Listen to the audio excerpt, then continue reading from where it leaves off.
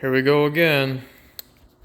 Okay, the brake job on this car has proven to be quite difficult, and not for the reason that you would think at all. After a long time of getting the wrong parts or the right parts for the wrong year, or, basically every parts issue that could go wrong on a car, this one has had. I got the drum back together, and like I said, not for the reason you'd think. Getting the drum back together was easy as hell. It took probably 10 minutes or less. I didn't have to fight the springs. I didn't have to, screw around with the studs for an eternity. The star wheel went in great. The line adjuster, whatever, anchor, I suppose you could call that, went in great. Everything went in like it was supposed to, and it just popped together. Like, I've never worked on a drum brake that was as easy as this one in my entire life. And then, here's when problems started happening. My new brake drum, tried to throw it on, and it was getting some resistance.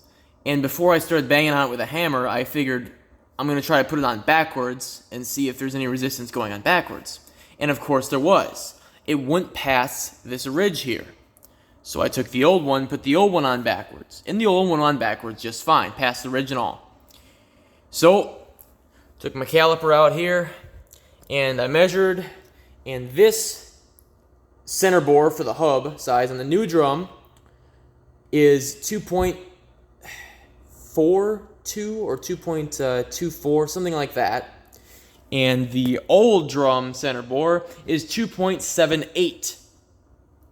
So, I have the wrong drums. When I go into Rock Auto and look up the correct year, make, model for this car, the same drums come up. Center bore measuring, I think it was 2.23 or 2.24. So, I have the right part, but it's clearly not the right part. So, after some quick forum Googling, I have found that the 1969 through 1972 or 73, 69 through 73 had the 2.24 hubs, and the 74 through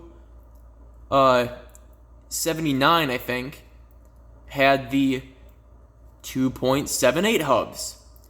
Here's where I'm a little fuzzy on the details, okay? They weren't optional hubs, okay? They were standard and only, exclusive options for the years, okay? So the, I suppose you call them first generation, 69 through 73 had the small hubs, and the 74 through 79 had the big hubs.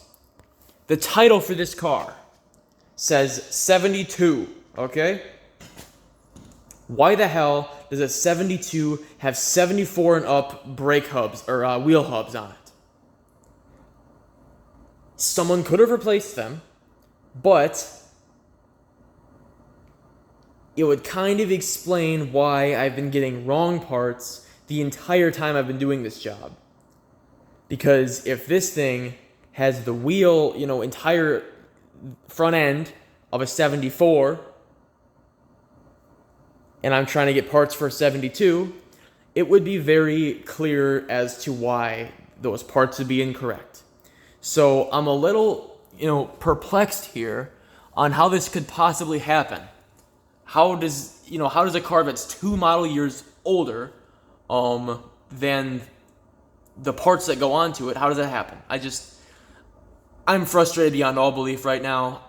It's the holiday weekend. No stores are open. Even if they were, I wouldn't be able to get parts till Tuesday because nobody's going to ship over the weekend.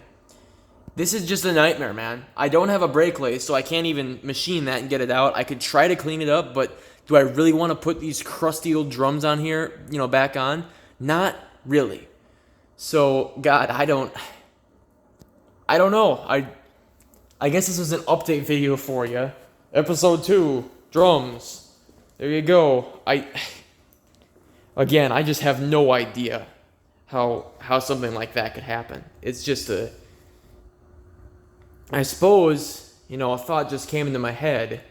It's possible that since this car got hit in the front and crushed all this stuff, it's got a new hood, a new bumper, and a new fender. I suppose they could have swapped the front drivetrain from a later model into it. That makes a lot of sense now that I think about it. But my God, what a nightmare, man. Anyway, I'm done with my rant for the night. I'll post another one if I can, once I decide what to do with this. See ya.